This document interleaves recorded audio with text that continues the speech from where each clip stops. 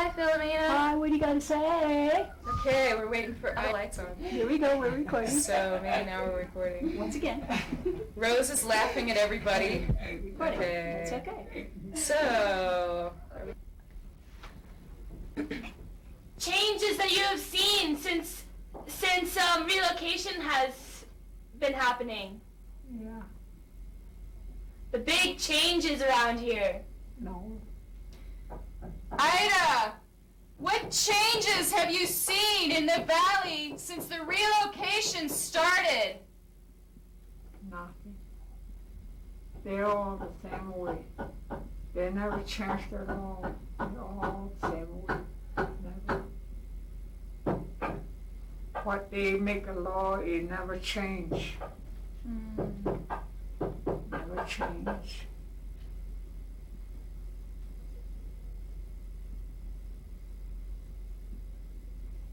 You stop. what? I'm Mrs. Clinton. This is my daughter. I've been living here for all my life. I'm still living here. So ever since relocation started in 1974, all these people have signed up for relocation. They move out everywhere, town or out of Sandra, and some of them they move to one of their family. The one that move out to town, like Flagstaff, Winslow, Gallup, or any places, Phoenix, all these people that move out. After a few years, 3 or 2 years, they have a hard time to pay for their land, houses, everything, and they have no job, and they have sold their houses back, and they came back to their mother's home. That's the way the BIAs bother us like that. Let the people to move out of this land, and the Hopi tribe or just tell us to sign up for everything that is the law on BIA. We have to do it for them to move us out. So a lot of people move out from this. A lot of houses are empty, and a lot of families are gone. They died, they have a heart attack. A lot of people have dropped out from school. They run off from their mother and they go to town, be in a bar. A lot of them, they date, even the man, woman. That things that happen to us. Beside that, we have living with our livestock for all our life, to use it for our family. We use for the food, the sheep and the cattle.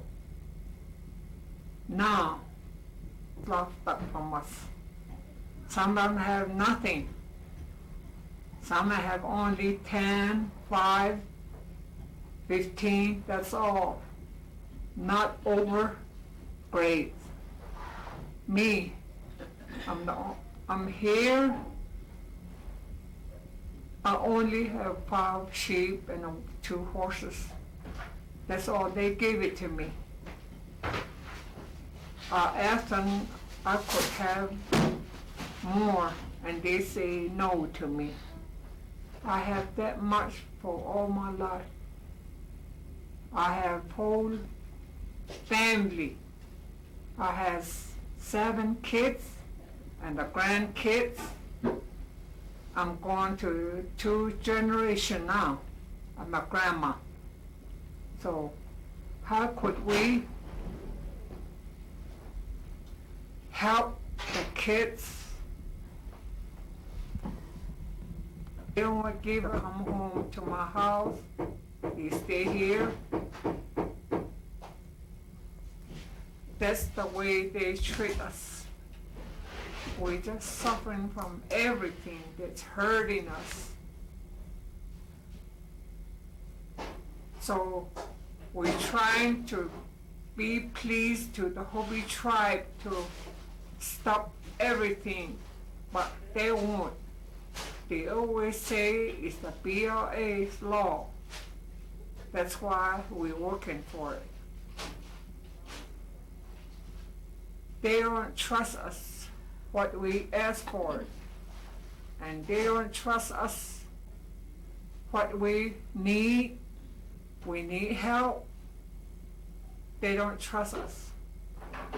We had to go to the BLA office or Navajo tribe. If we need help, we ask the Hopi tribe, BLA and Navajo tribe. If they say no, they won't help us. So we give up to everything.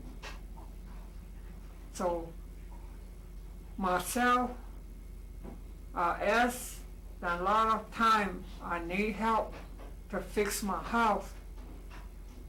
And they say they haven't decided to fix my house. And they told me that's because I didn't sign it for a lease. That's why they don't help me no more. So they told me I could decide it. And then I say, I don't know. I decided or no.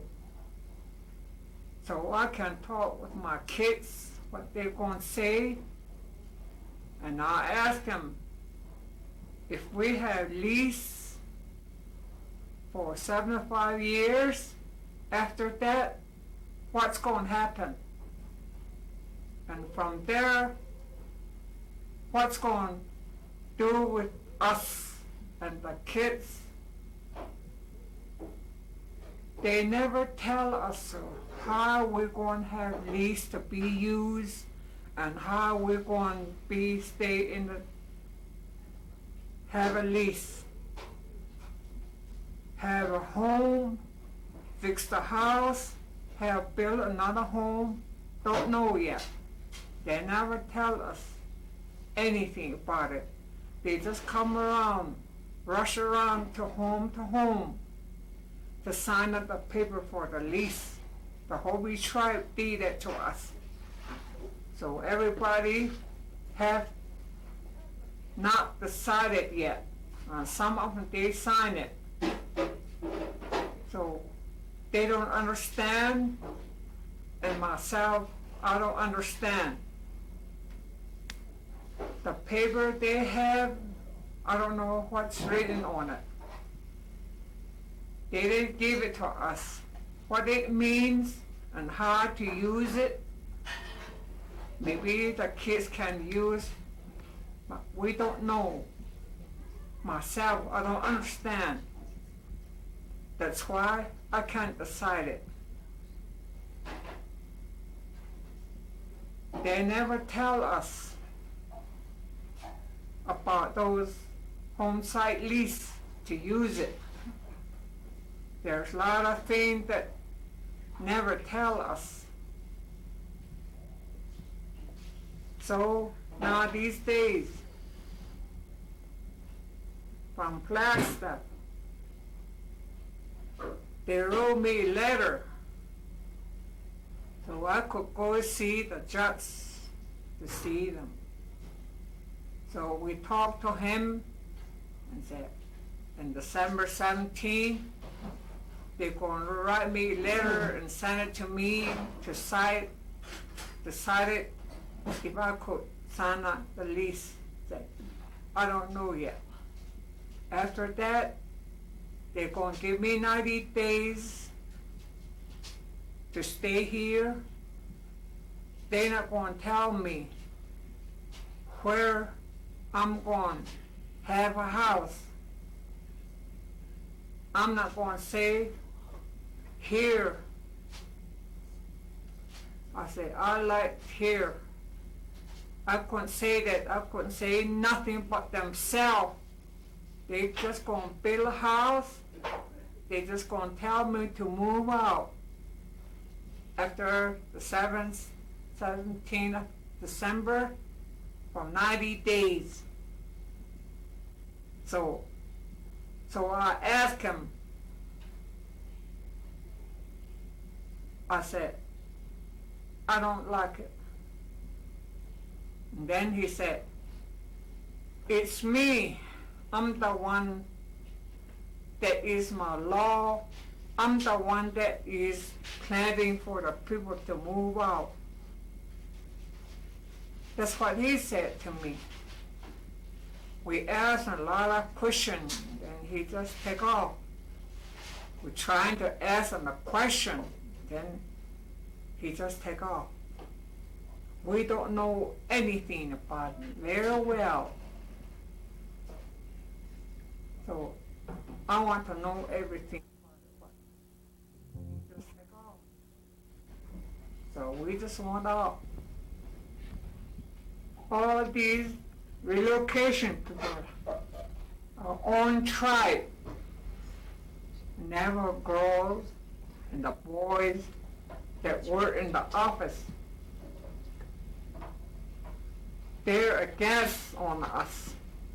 I don't know who keeps are there.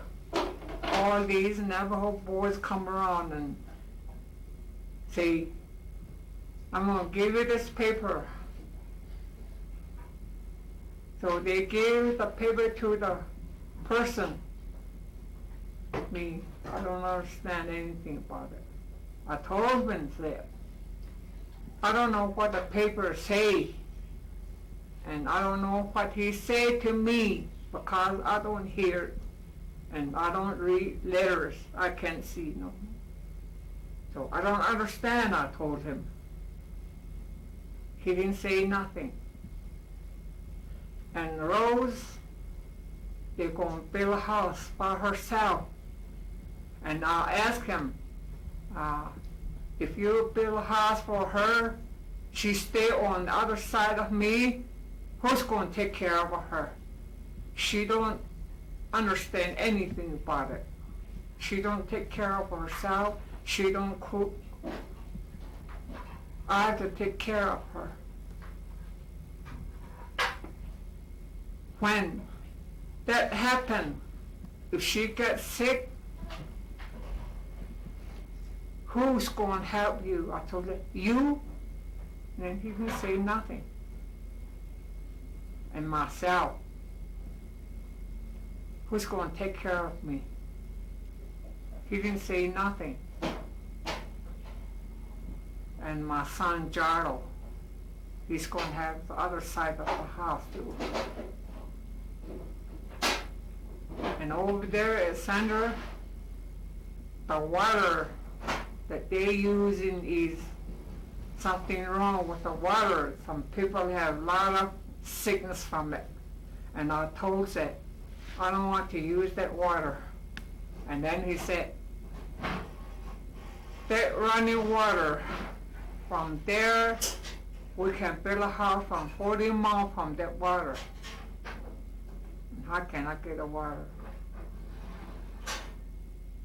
He just can't tell us everything. No.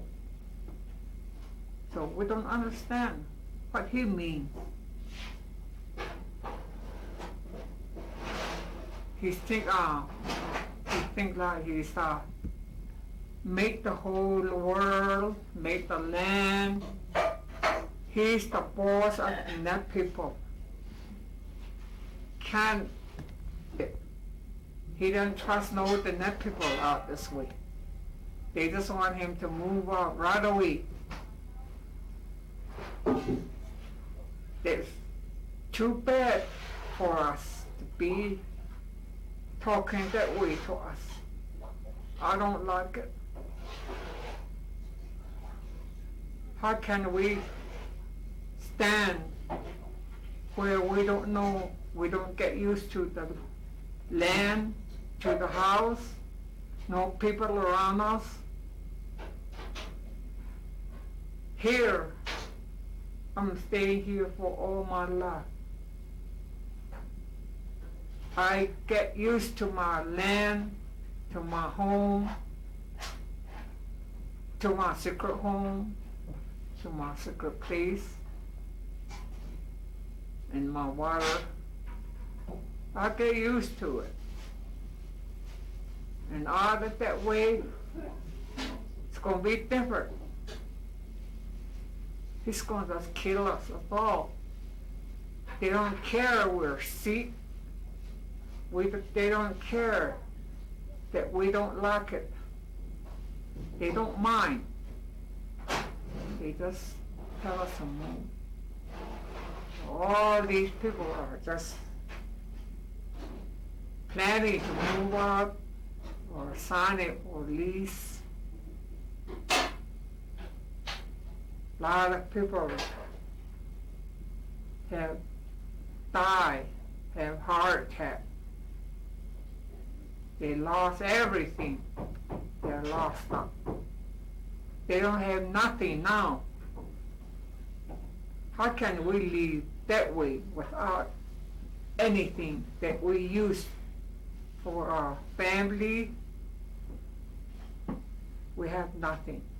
Myself, I'm like that. I have nothing. How can I stand that way? Hurt me, suffering from everything. Ever since my husband gone, he died, he had a heart attack. He talked the same way that I'm talking. He wants us to stay. He wants to stay. A lot of people talk to us. We could stay. And a lot of people say, let's move out. All these people are talk different way. From our Navajo tribe, they just can't decide it to let the people stay. They always say, they make the law already. That's the only thing they say first. That we try to help our people some way or talk to them. They never say that. They always say it's a law. BIA's law, Hopi Tribe's law. They just follow the Hopi Tribe, BIA. They just want us to move out. They never really help us a lot. They never come around and talk to the people. How could they help us? How could they talk about it and let us stay here? About 4 years ago, from Navajo Tribe President, they planned, they're trying to give the Hopi a land so these people could stay, and the Hopi Tribe said no. The next, the Navajo Tribe planned to give the money to the Hopi Tribe so we could stay, and they said no. The third, they told them they could get another land. The Navajo Tribe can buy the land for the Hopi Tribe, and they say no. This is the third time they ask him. Somehow, in some way, they could do that for us. All these three things, the Hopi tribe say no. I don't know what they want. All they want is, this is my land, that's mine. The land doesn't belong to one family, and the Hopi tribe doesn't belong to, the land doesn't belong to them. Everybody has to live on the land. The Mother Earth is for free for all these people to live. Not for sale, not to give anybody for sale. No. Our traditional way is that way in Navajo.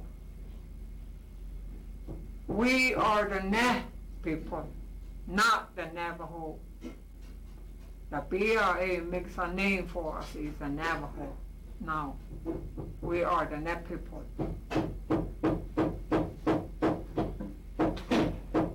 So there's a lot of things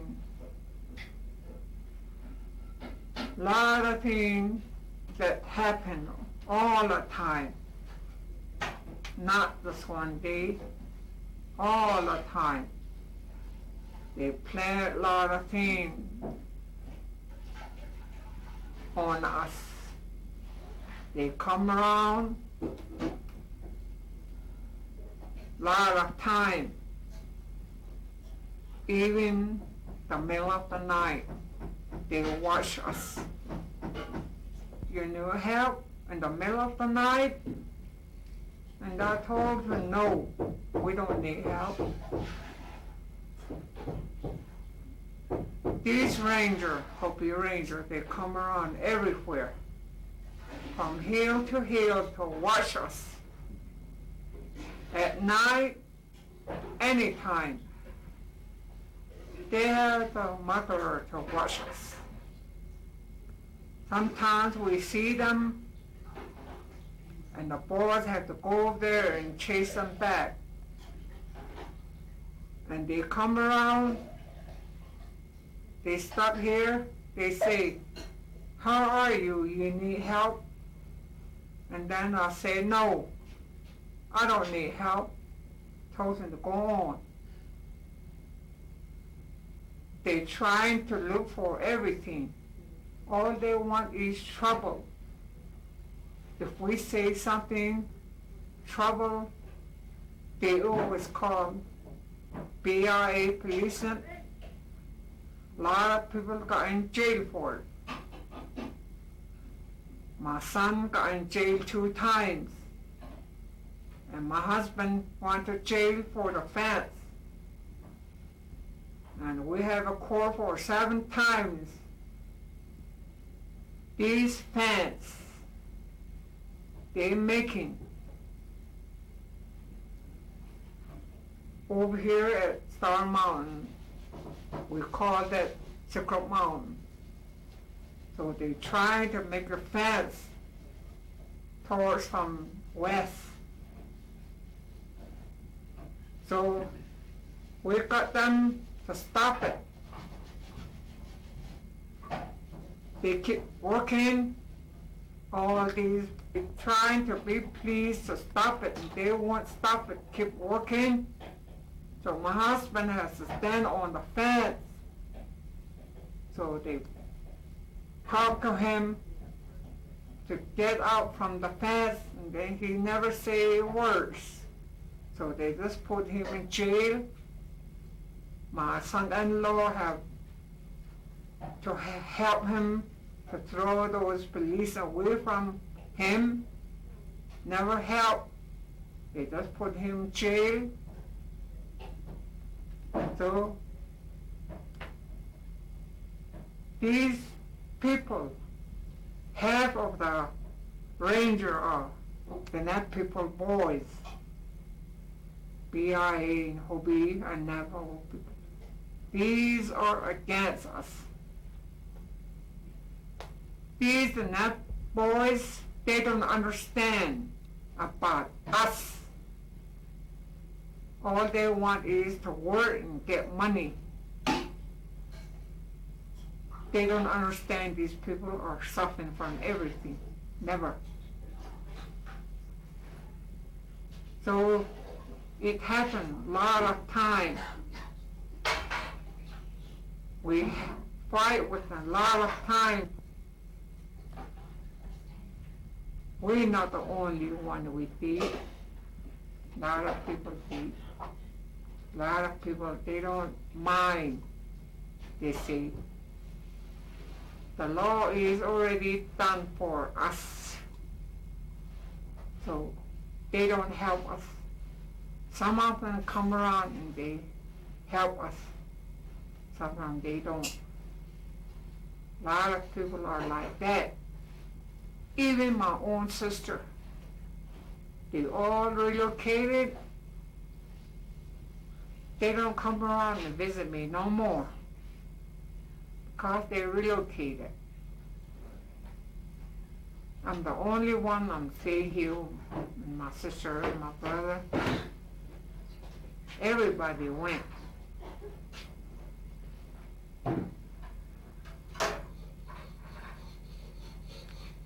It's like something, it's like war. I know it's war. I don't know what's going to happen after 90 days. If they really mean it, they do it for me. I don't know. I won't say no. I won't say I'm staying. They're just going to take me. That's what he said to me. But I still don't understand. Why? It seems like prisoner. That's the way they're working on the people. They think we are prisoner. We not. They don't come around. They don't come around, look around, and look at the people or talk to the people. Never. They just sent the person out here to fight on us. They just sit in the office. They sent the people around. That's all. I wish they could stop somehow. Somebody could help us.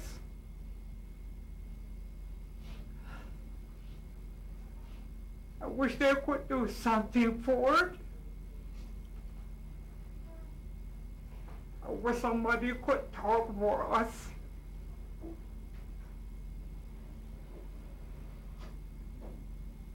I wish they could stop everything what they're doing to us. I wish we could live and free, feel good. I'm getting tired and sick and suffering for everything. I have lost my husband. I'm by myself. Now, what they're saying to me, I can't stand it.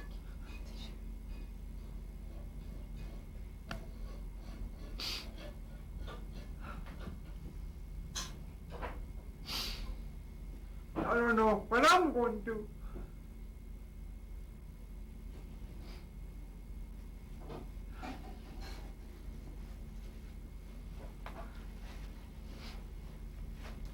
I don't know what my kids going to do. I just feel sorry for my kids and my grandkids.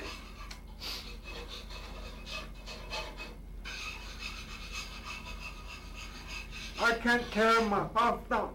No. They say they can tear my house down. Not your house to be like this no more. I still know people who won't do that. We have a traditional way to have a home, a fireplace, or often things. We have to pray in the house for the family, for everything. How can we destroy our house like that? DBIA don't know anything about it. The Hopi doesn't know anything about it. They don't know, they don't trust our traditional way that we live in. They don't understand. We're trying to tell them everything. They won't believe it. They won't take our words. They always say it's the law already. That's the only thing they always say that.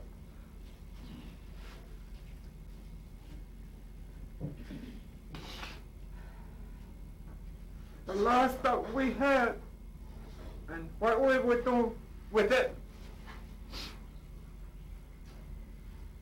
Maybe what they just gonna take away from us. We'll have nothing but the house. I can't stand in that land. I can't stand on that house. Really bad. They think we like the house, but I'm not. We have to build our house on our own money. We have a lot of sheep, we sell them, we get the money, we get the material to build a house. We don't get no material from BIA or Navajo tribe or Hopi tribe. My husband has to work and I have to grow my house. No. That's the only thing that is not us to do that. Destroy our house is important to the family. For our traditional way that is the Navajo's way. These Hopi can do anything they want to. They destroy their house and build another house they live in it. Not us. They think they're somebody. They talk about us all the time. They do this and this to us. They come around, ask me a lot of things, so they don't come around no more. It's up to me. And then I'm a boy. The other guy came and said, even you say it's up to me, they're not going to trust you, he said to me. They're not going to say nothing about it and they're just going to take you, he said to me. They'll do it. A lot of people, they do it to them. If they move out, the Hopi come around with bulldozer and tear all those houses down. Those people's homes. They did a lot of homes. The people move out, they come around, they do it. They just don't know what they're doing. I guess they lose their mind. They just want these land. Why? If everybody move out, they come around, dig around to every mountain to look for something. They destroy the mountain to dig around for, looking for something. They'll do it.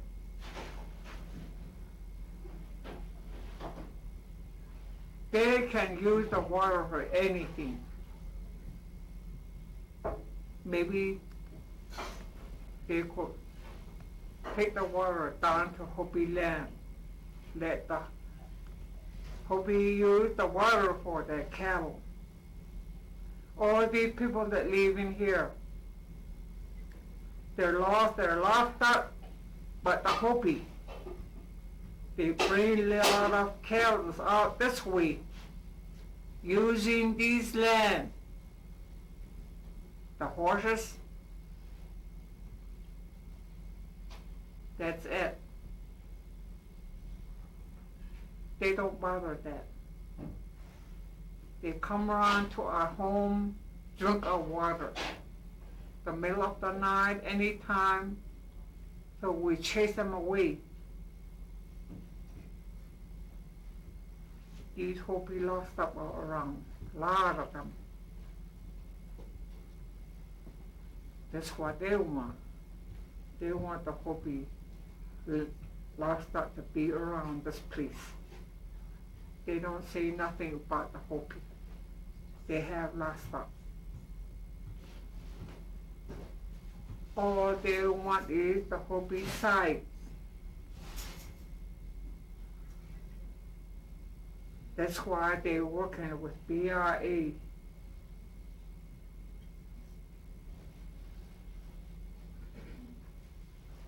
I wish you people that see me talking on TV, you could understand what I'm talking about. You could understand what they're doing to me. Not the only me. A lot of people are living here are the same way with me. So you people could help me some way. You can talk to a lot of people that you know and tell them about us, how we are, how we're suffering about everything. You can make the news on the newspaper or tell the people, or write to Hopi Tribe, write to BRA, to Flagstaff, Washington, Navajo Tribe.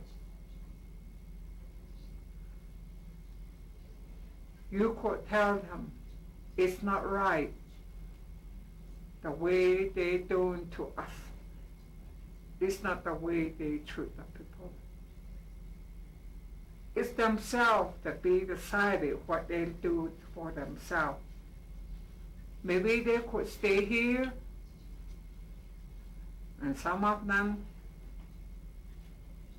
they want to move. It's themselves that be decided.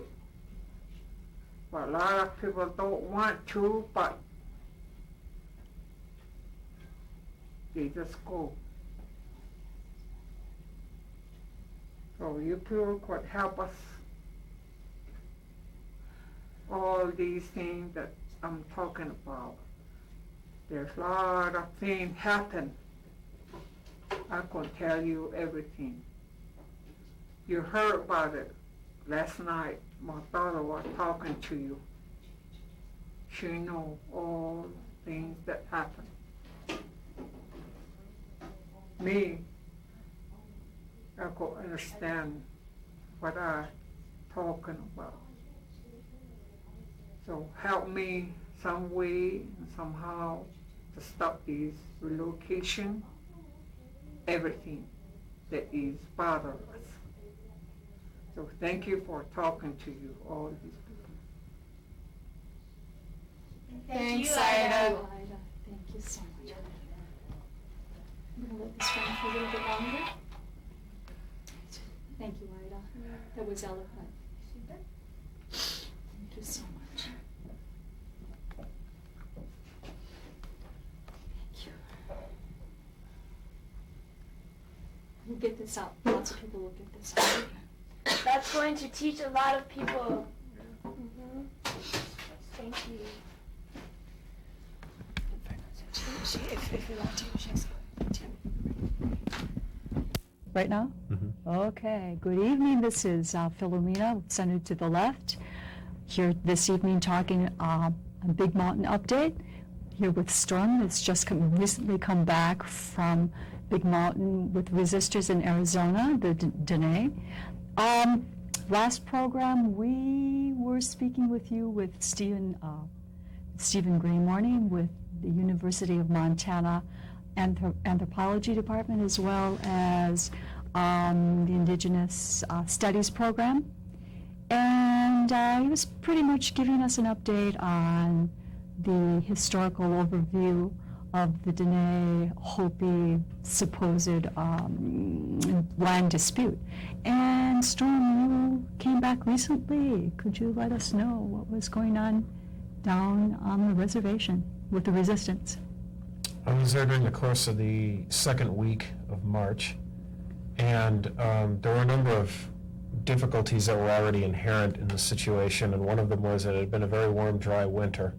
So there was problems with them being able to take the proper care of their livestock. Grazing. This is the time of year when the shoots come up, the animals need to feed.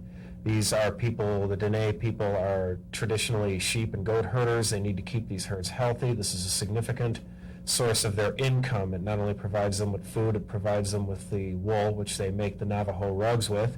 The Navajo is what people at large call these people. They call themselves the Dene, and Dene means people who walk the surface of the earth. They used to be hunter-gatherer people. Now they, since the Spanish came in the 1500s, they've taken up sheep and goat herding. These livestock are really, really important for them to sustain themselves, both as food and as a commodity. And so this is also lambing season. This is when the goats and the sheep have their young ones. And it had been really dry, and so there was some difficulty with that. And consequently, along with that, the people that have been harassing them, the Bureau of Indian Affairs and the Hopi Rangers, have stepped up their harassment on terms of the livestock regulations that they're trying to impose upon these people. These people need to maintain herds of a certain size in order to sustain their families. That makes things rather difficult when the Bureau of Indian Affairs and the Hopi law enforcement are coming along and imposing these arbitrary limits on the number of sheep and goats that they can have, which are specifically designed, don't let anybody kid you, it's specifically designed to cripple them economically and to force them into ways of living that they're not interested in living. We've said down there probably 1,000 times, I'll give a little bit of geographical information here. The Hopi Navajo Reservation is the vast majority of it is in northeastern Arizona. Some of it is in northwestern New Mexico. There's a little bit of it in southeastern Utah and southeastern Utah. I don't think there's any of it on the Colorado side of the border. It's mid-altitude desert. It's up on the Colorado Plateau. A lot of the reservation, a lot of the area that we're talking about is an area between 5,000 and 7,500 feet. You're talking about a place that has cold nights in the spring, or in the fall, winter, and spring, many cold days. It's very, very hot in the summer, and it's very, very hot in the summer, and they can have very mild weather in the winter. They can have very cold weather in the wintertime. And so, again, this is in northeastern Arizona primarily where we're talking about, north and east of Flagstaff, north and east of the San Francisco Mountains. So,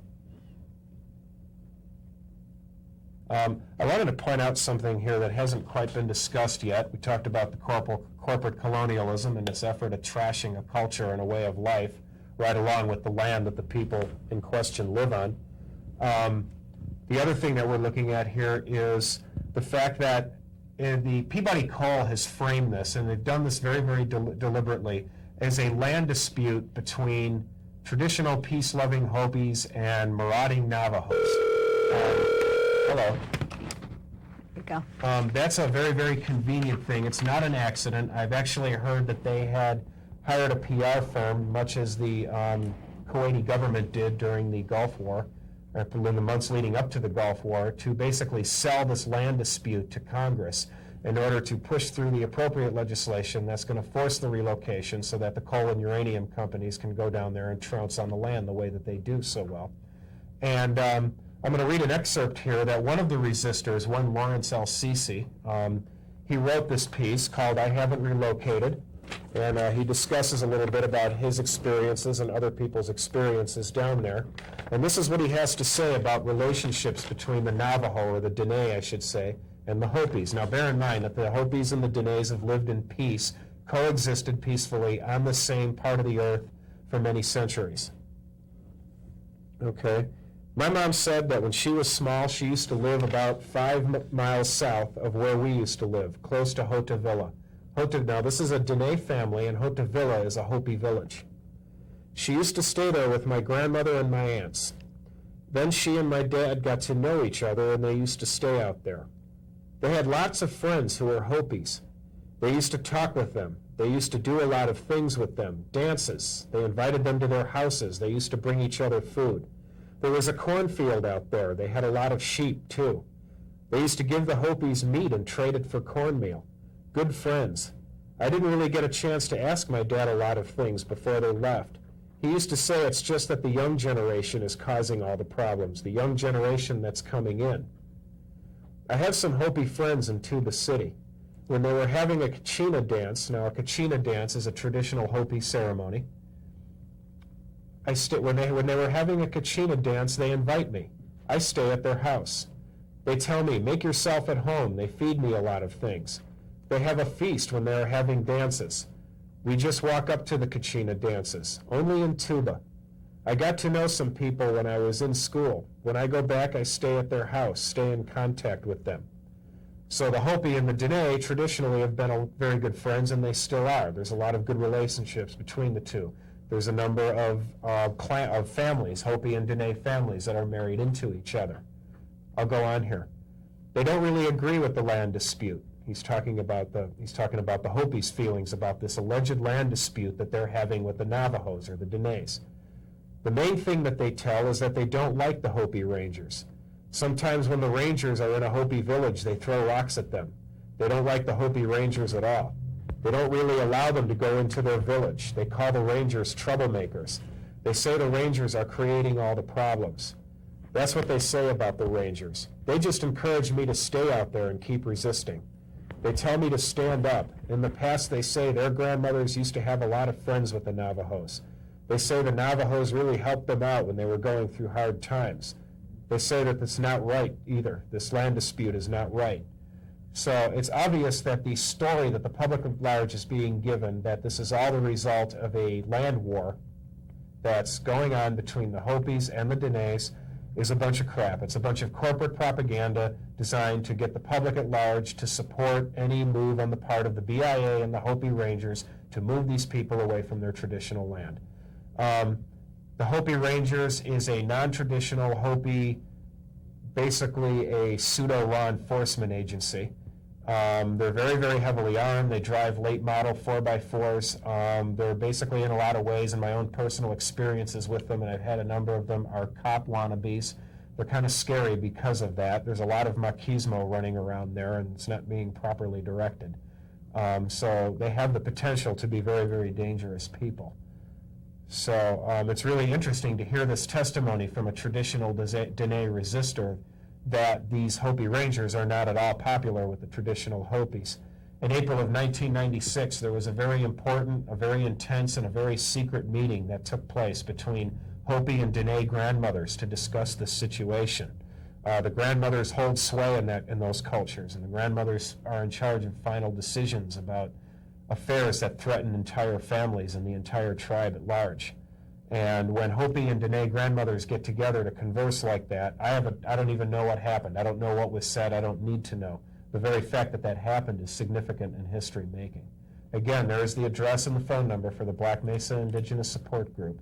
So those are the people that you want to get in touch with to throw in your support if you have any support that you want to put into this effort. The Black Mesa Indigenous Support is made up of a group of primarily young people who are college age. They work very, very hard. They're managing to accomplish a hell of a lot with very, very few resources. I was really impressed with their operation down there. So that phone number, incidentally, is a voicemail, so be aware of that. You can leave messages there with contact information of your own, and they will get back in touch with you to discuss what it is you want to find out and how it is you want to help out. Okay. It's my understanding, I don't have the name of the public relations firm that souped up the land dispute. It is the same company. It is the same public relations firm that did the infamous Gulf. Oh, the Gulf, selling the Gulf War. Bowles and Milton or something like that. Yeah, same. Bowles and Milton. What do you know about that? Hard to believe. Mm-hmm. Okay, Storm. So maybe that's this section, this segment of Is our it? story. Yeah.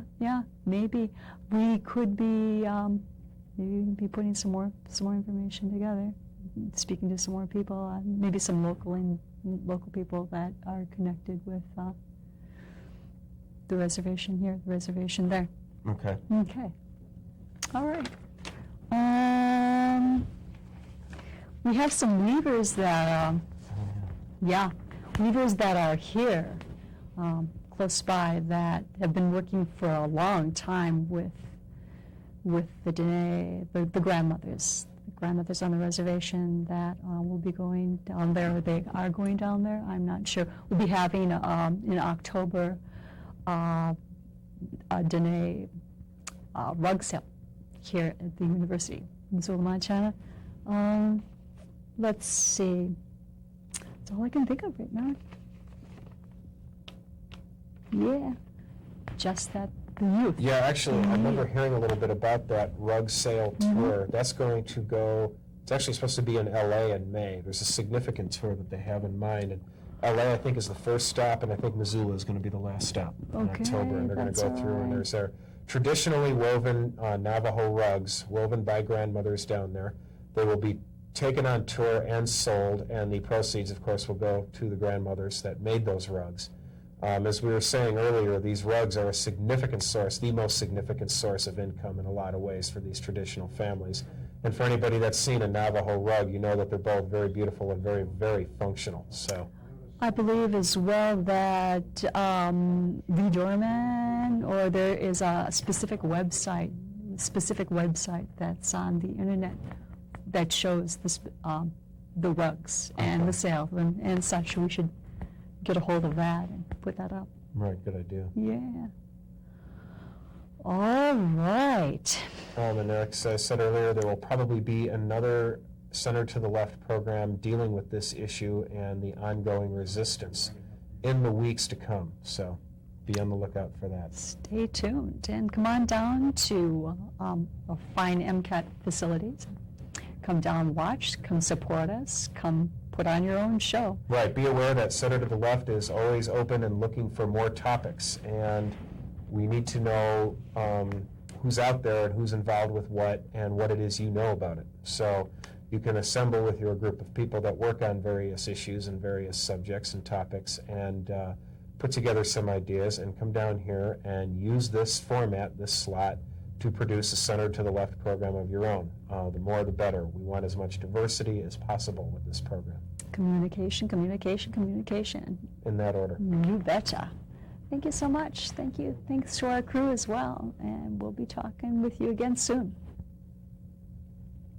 That's it, man.